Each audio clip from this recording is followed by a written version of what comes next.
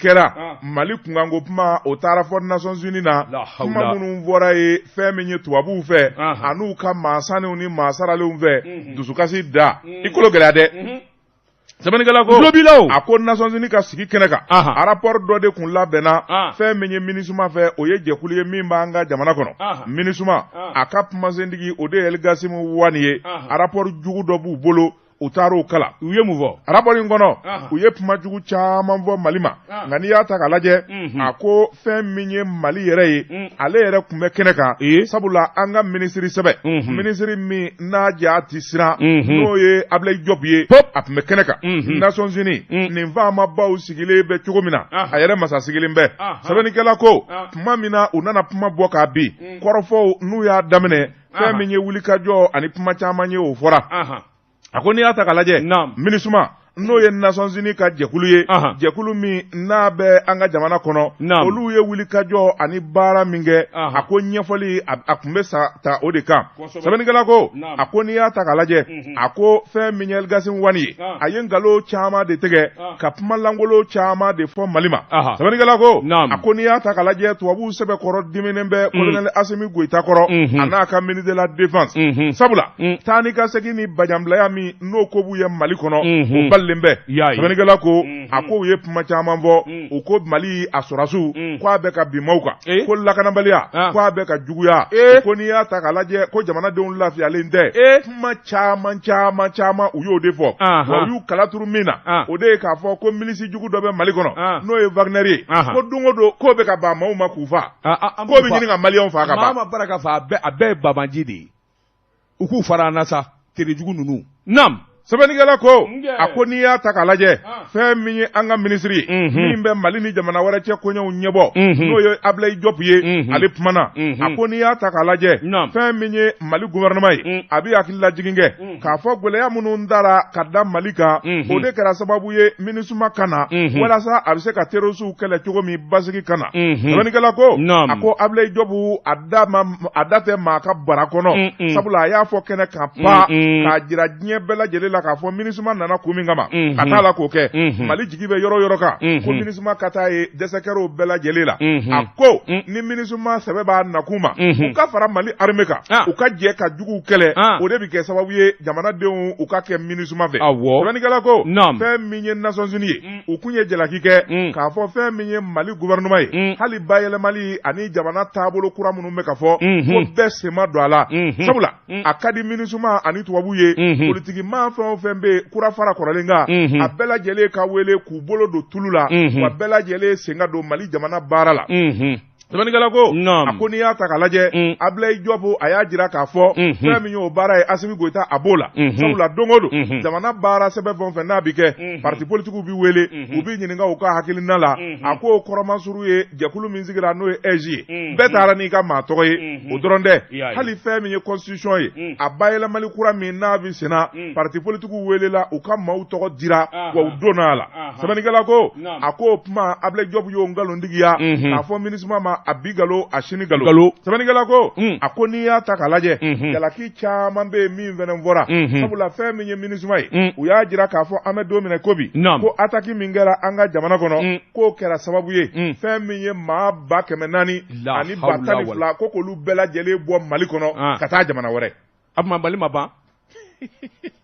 Ala bonima ninnu ye hasidiw ye i kolo gɛlɛ sa MINUSMA kuma don dulɔ b'i la o sɛbɛnnikɛla ko a ye mun fɔ a ko n'i y'a ta k'a lajɛ accord langolo min n'a bɛ ani Bamanju ni ɲɔgɔn cɛ u ko min ma accord de paix MINUSMA diminen bɛ sabula olu b'a fɛ Mali ka fɛn o fɛn kɛ min bi fanga di sema ma Mali bannen b'o bɛɛ lajɛlen ma u ko fɛn min ye accord ye a lawaleyali ka teliya sɛbɛnnikɛla ko a ko n'i y'a ta k'a lajɛ fɛn min ye hakilina wɛrɛw bɛ minnu n'olu bɔra ka bin MINUSMA a ɲɛmaw fɛ o de ye k'a fɔ fɛn min ye Mali ye u y'a jira k'a fɔ fɛn min ye Mali ye tiɲɛ don ko Mali ye maramafɛn dɔw sa waati in na k'o kɛlen bɛ sababu ye Mali yɛrɛ ka bɔ a nɔ na dɔɔni ko nka bɛrɛ tɛ sabula olu ɲɛ bɛ min na kɛnɛ kan jaabi min b'olu bolo o de ye k'a fɔ fɛn min ye kojugukɛlaw ye don o don u bɛ ka fanga sɔrɔ wa dɔ bɛ ka fara u kan ko Mali dɛsɛlen bɛ o tuma n'a ma ɲɛ k'a fɔ Mali dɛsɛlen bɛ MINUSMA o dun bɛ yan walasa ka baara kɛ Mali kɛlen bɛ k'o bali u ko MINUSMA ye sɛbɛnni kɛ ka ci Mali ministre de la défense ma siɲɛ 237 k'u bɛ avion pan colonel Sadio Camara ko a ti pan 237 fois ka kɔlɔkɛ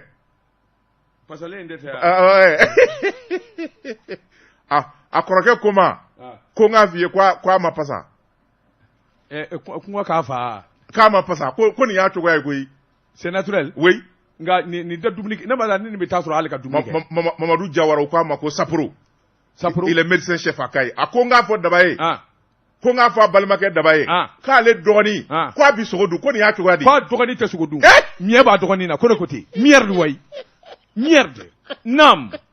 sɛbɛnnikɛla ko a ko MINUSMA tɔɔrɔlen bɛ u ko siɲɛ 237 olu ye lɛtiri ci ministre de la défense ma k'a fɔ an bɛ avion pan ka taa nin yɔrɔ in na n'u kunna jara o y'a kɛlen ka lɛtiri ci u ma k'a fɔ ko a ma sɔn n'o tɛ n'u ye lɛtiri ci a bɛ lɛtiri fara k'a bila a ka poubelle kɔnɔ a tɛ hali u jaabi a bɛ kɛ ten o de y'a kɛcogo ye u ko o ka dabila n'o dabilara a ko fɛn min ye wulikajɔ ni baara minnu n'olu b'a fɛ k'o kɛ o ka kɛ sabula dandɛmɛwale ani sariya sɔsɔli baara minnu kɛra Mali fan caman olu b'a fɛ wulikajɔ ka kɛ nin bɛɛ fura bi sɔrɔ cogo min sɛbɛnnikɛla ko a ko min nana k'a la tɔɔrɔ ko ye o ye maa dɔ kɔni b'u bolo i b'a fɔ robo a tɔ de ye fɛn min ye Aminata Cheick Diko Aminata Cheick Diko ye o kɔni o nana kuma dɔw fɔ min kɔni ni Ablaye Diop fana y'o jaabi sabula o kɛra ko in na balinanko ye kunnafoni filɛ nin ye an ye min zalo ka bɔ Nouvelle Horizon kɔnɔ a ka bi bɔli la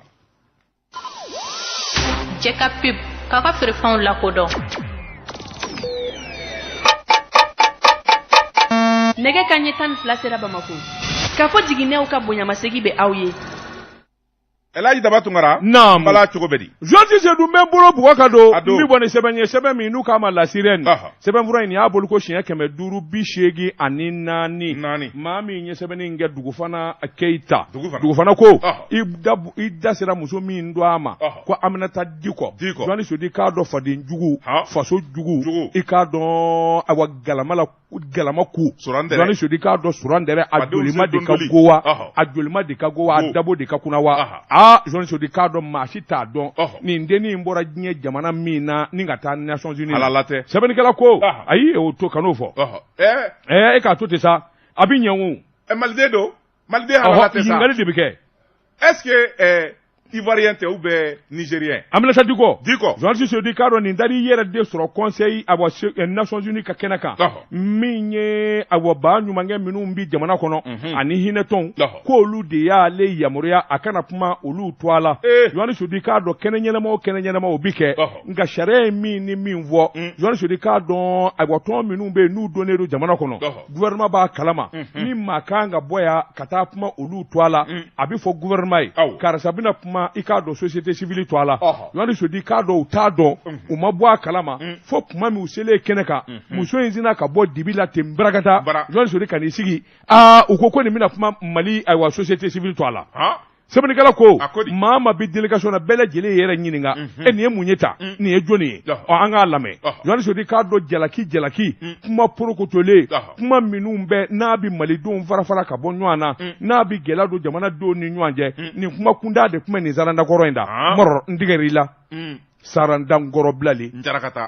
a n'a ka nunɛti koyokoyolen e yɛrɛ bɛ Amérique hali u ma nunɛti ɲuman dun ɲɛna nin kɔni min ye a ko yɛrɛ tɔ koya ne ya hala tɛ se ka papier min dira a ma k'a k'o kala hala tɛ se k'o kala ko labɛnnen ne de ye sɛbɛnnikɛla ko a k'i k'a dɔn maajuguw de bɛ nin ju la Joani Sodi k'a dɔn nin muso in i k'a dɔn maajuguw de b'a ju la k'a sababu kɛ min ye u ye nin labɛn min ye tubabuw ye ka taa se janfanduw ma u ye muso in labɛn Joani Sodi k'a dɔn waasa a kɔni ka taa kalikaraw na Joani Sodi k'a dɔn ani cɛ min bɛ ɲɔgɔn na a t'o dɔn min ye Diop ye Joani Sodi k'a dɔn kuma min n'a tilala Diop kelen ka kuma ta tubabu bara ka ɲɔgɔn lajɛ Diop Tiramaga Jido tubabu ye ɲɔgɔn lajɛ est-ce que Diop n'est pas di non Kolokani dugu dɔ bɛ yen ko Mɛsa a bɛ bɔ Mɛsa Dioplakaw ka maa don Ablaye Diop il est du Bɛlɛdugu naamu gɛlɛya n'an bɛ kuma sɛbɛnw la nin dabila sa mais je te parle de l'histoire Kolokani c'est les Traoré les Diop c'est les descendants de Koumbi Djossi les Diop généralement olu bɔra Mali de la ka taa Sénégal en mais je t'informe, mais c'est ça mais ka histoire de filles. Je t'en prie, ne me coupe pas la parole. Sénégal sera imbibo ibi Kolokani bi ta Sénégal bi. Je connais leur histoire. Même si tu connais l'histoire, ne coupe jamais ma parole en me racontant des balvernes. Que ce soit la première et la dernière fois. Je t'avertis. Une fois. Les compétents deux fois. Des affaires étrangères. Ça va être troisième fois à Dafara. Bon, je m'arrête. Sabarigala ko ako wuli ka do boloka jatemina boloka ni muso saranda inde taranga ngana kuma fo yoni se di ka do ana bo ada kwa ma ben kuma invo kana bla bila minye réseaux sociaux yoni se di ka do kuma baraw télévision zo mali de bela jele baraki tafo danga dale do ni ndeni ngabi ala de be faraka do ati shi soro ngo fe ko mali de baraka danga de ni munye sebanye anye min bo sirani kono akabi bolla ni sebe minu kama l'Inter de Bamako kuma minu mbe munumunu Bamako ni nyanje ala kinyeti ba mami nye sebe ninge atwa de ko safune kumba ko akika do ngana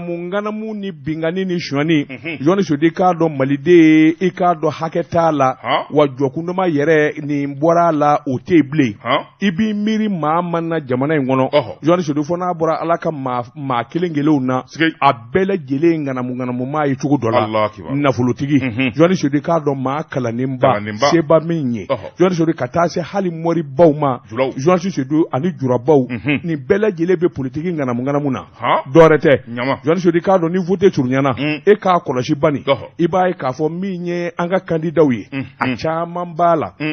dorome mugati nywan ju kuno joni so de ka do ni wartigi nunu ni kadiri baw min mugo faranyanga ka demne Alpha Omar Konare Kilela kana bla Ibeka Kilela o keledu dalu be yoni so di ka do minu ni minu nyira la o donedo Alpha Omar Konare Kile yoni so di ka do akake prisonnier sebeni kala ko ado se juma mbe Alpha ye na folo juma mba bulu joni nya do jamana kono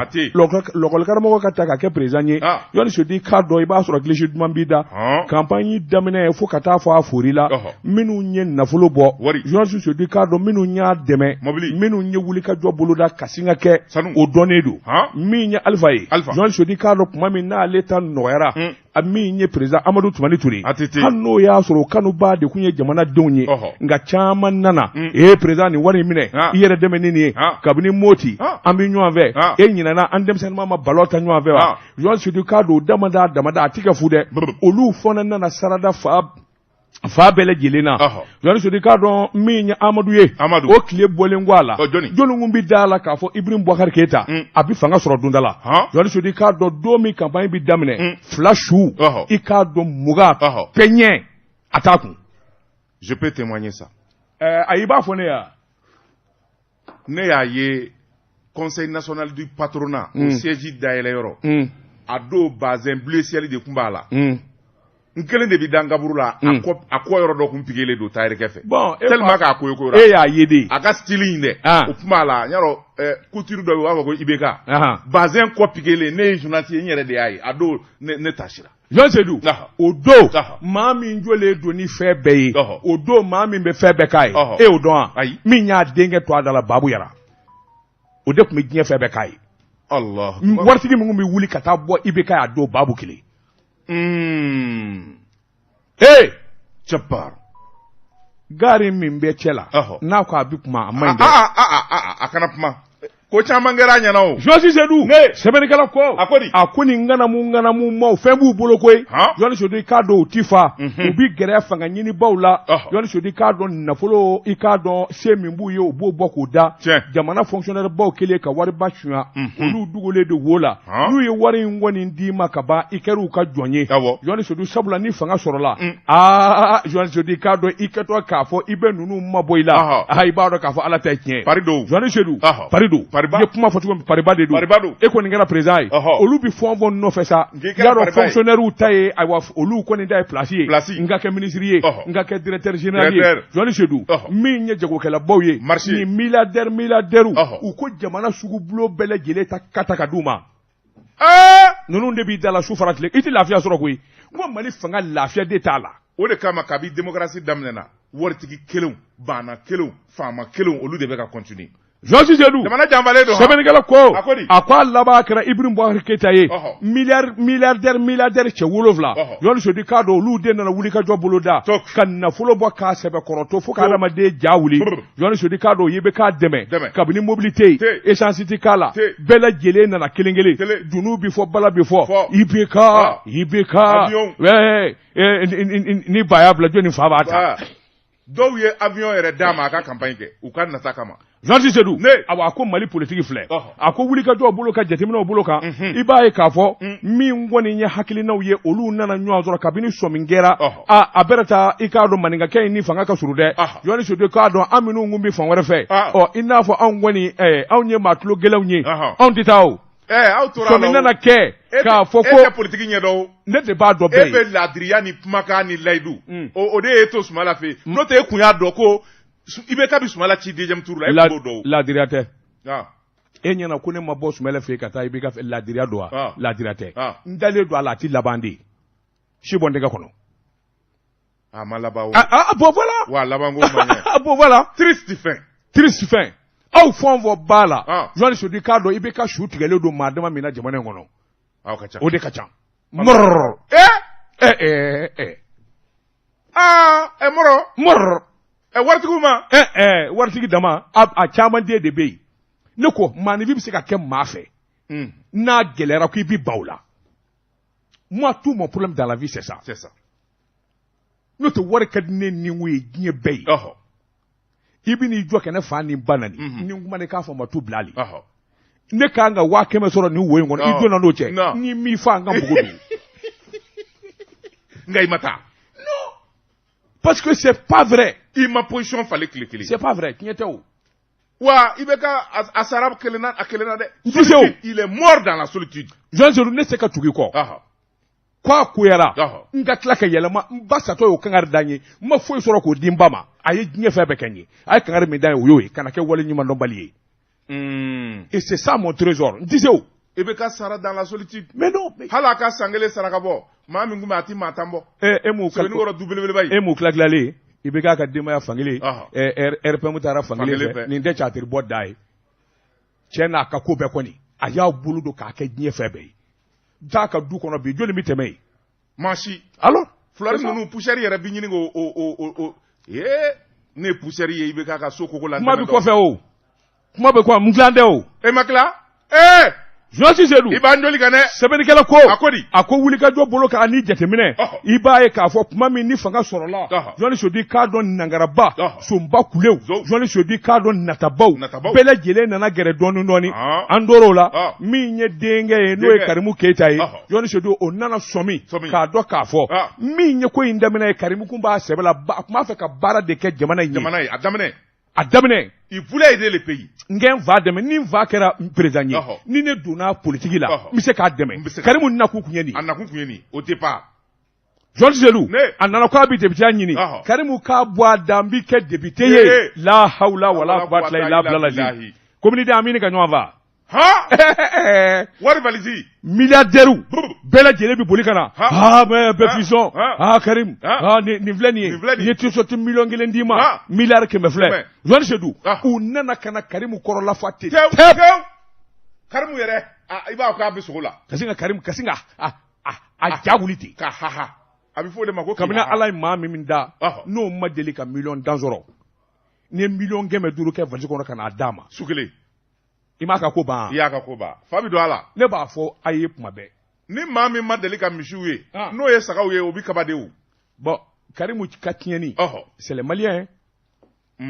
Jɔsi Sedu a ko jagokɛla dɔ bɛ yen Jɔni Sodi k'a dɔn kɔni ayi a laban campagne yɛrɛ so taara yɛlɛma o de fɛ Juguyaramɛ denmisɛn don o kɔni bɛ wari di cogo min a b'a di ten Karimu talen Jɔni Sodi u nana ta tugu a la sa don o don u b'a nɔfɛ wajibi don a kan sa u ye min kɛ n ye n ko juru sara Jɔni Sodi k'a dɔn a bɛ marché ta ka di dɔw ma exonération u b'a tɔɔrɔ k'a tɔɔrɔ san kalo 12 u b'a nɔfɛ Jɔni Sodi k'a dɔn f'a laban taara kɛ ponbongolo ye f'a laban taara kɛ soni ye k'a nege bɔ diɲɛ den bɛɛ lajɛlen na Jɔni Sedu tuma min ni naniniw ni awɔ bɔgɔliw talen don k'a sɛgɛrɛ a bolilen filɛ ka bɔ Mali kɔnɔ cɛ jumɛn in jɔlen don bi a kɔfɛ Mali kɔnɔ yan Karimu Keita kɔfɛ je connais pas maa tɛ yen anw ziirindalaw anw dɔnkilidalaw on jatiri bolaw e b'a tɔgɔ mɛn jɔnni ka jatiri tulonkɛ la bilen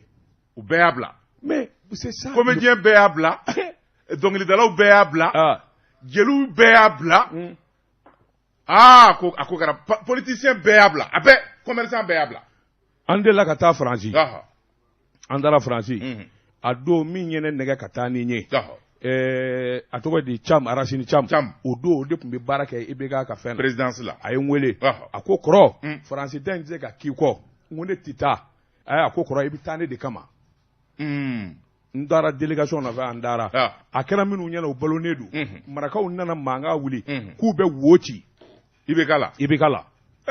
ne ni Sisolo bɛ yen n ko Sisolo an b'a kɛ tan u nana tɛgɛrɛ minɛ k'a fɔ Aracine ko voilà i wolila nin de kama kɔrɔ IBK ye minɛ kɛrɛda fɛ a ko daba n y'a f'u ye n ko in tɛ k'i kɔ kana bila dɛ n'an taara Bamakɔ ɲini ko e t'i ye sa président e t'i ye billahi le jesuma mais ni i kun y'a ye i kun bɛ tiɲɛ caman fɔ a ye mais non mais i t'a ye Karimu bolilen filɛ ka taa Korowari e ɲɛ bɛ jɔnni na min b'a ɲini k'a sauver bi Machi a tɛ yen a y'a di minnu ma olu de b'a coron bi voilà la politique du Malien mon frère ça je te le cache pas il faut se méfier maa k'i yɛrɛ ɲini dɛ bɔ a la de walima i ka kɛ kankelentigi ye au moins n'i donna min na n'o gagnena ta min ye n'o ma gagné i ka hɔrɔnya tori bolo nin kun ye sɛbɛn ye